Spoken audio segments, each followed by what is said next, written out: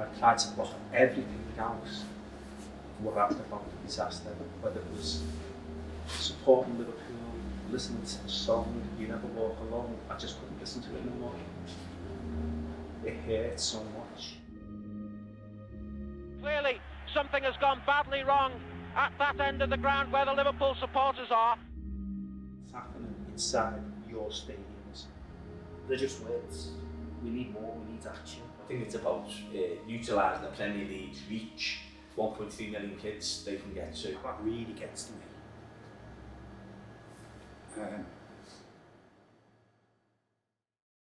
If you just want to press play when you feel ready.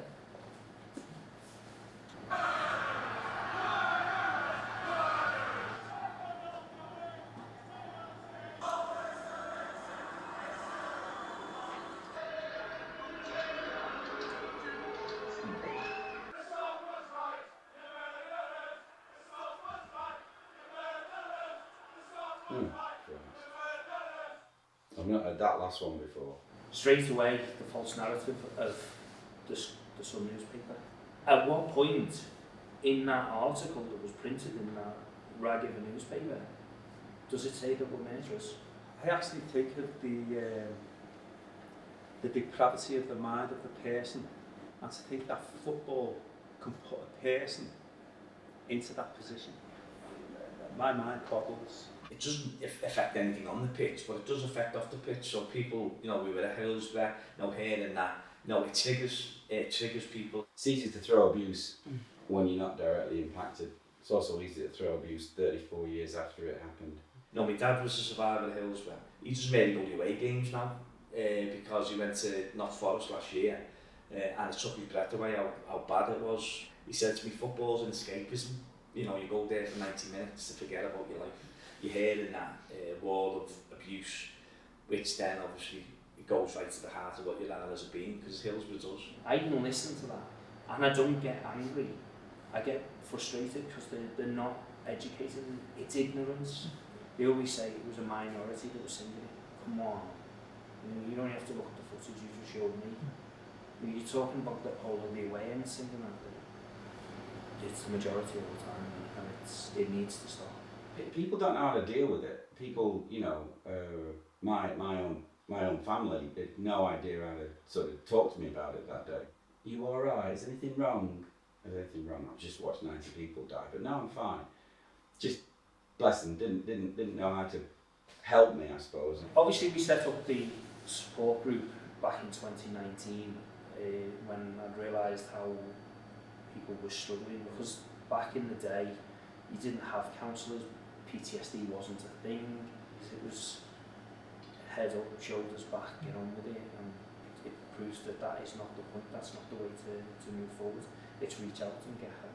Yeah, the pain, it cuts through me like a knife. Not for the hurt it's causing me, it's for the family members. Hearing other people that it absolutely does affect, that really gets to me.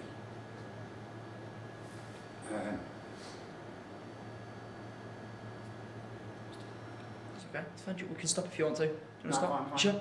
Sure.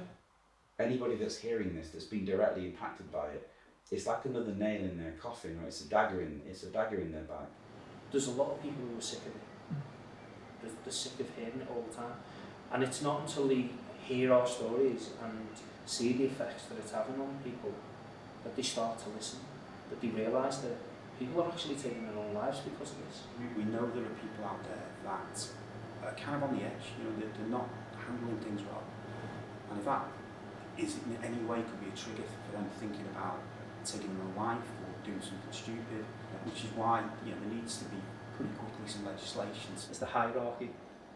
They need to look at it and they need to do something. It's so important, and it's happening inside your stadiums. We've had two recently with Manchester City and Chelsea who condemn the chants. They're just words. We need more, we need action.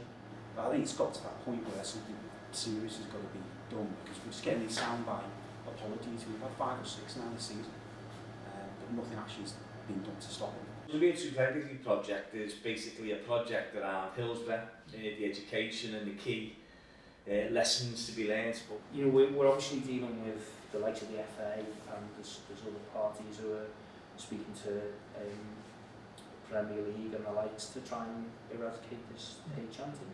when I went to the Premier League and had a meeting with the chief executive, I said to him, education's the heart of the whole point. You know, how we stop this and eradicate this is education. So I think it's about utilising the Premier League's reach. 1.3 million kids they can get to. It could be not more powerful than a 13-year-old daughter or son turning out of the dad or the mum who's chanting and saying, you know what, we learned about this in school.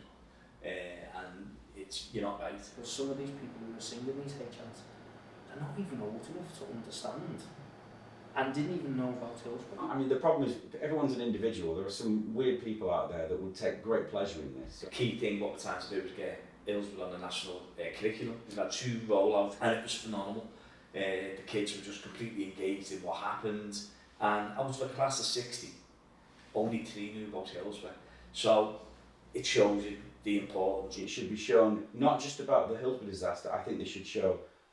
I watched a documentary a couple of days ago on the Bradford fire. I think that should be included, and I think the Munich air disaster should be included as well. I really do. There's chants being made and there's fun being made of deaths to do with football teams. Needs to go out further to more people, clubs.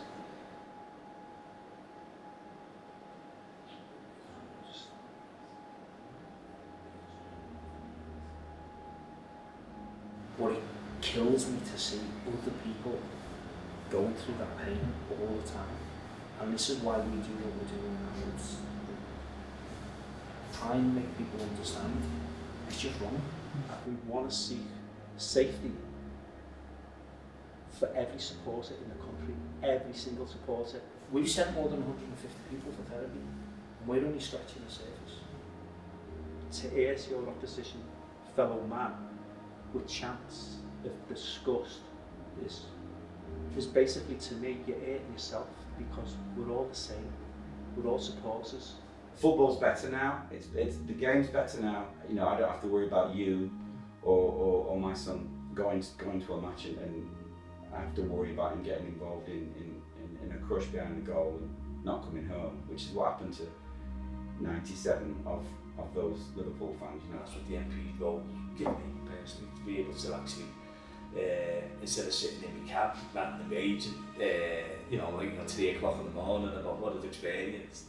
Well, now I can do that in the House of Commons. Make a change. It's a very serious situation here indeed at Hillsborough. Clearly, something has gone badly wrong at that end of the ground where the Liverpool supporters are. The advertising hoardings are being used to ferry people across the field. Another boy is being carried by his mates now, just in front of us. Another man is being lifted by the Liverpool supporters away to the far side over there. And the police are trying to get control of this situation once more. Although I hope we haven't, but I think we have had at least 1 fatality here, and we have a very, very serious situation. The shock, it was like silence that fell on me, and a darkness. I don't know where it come from.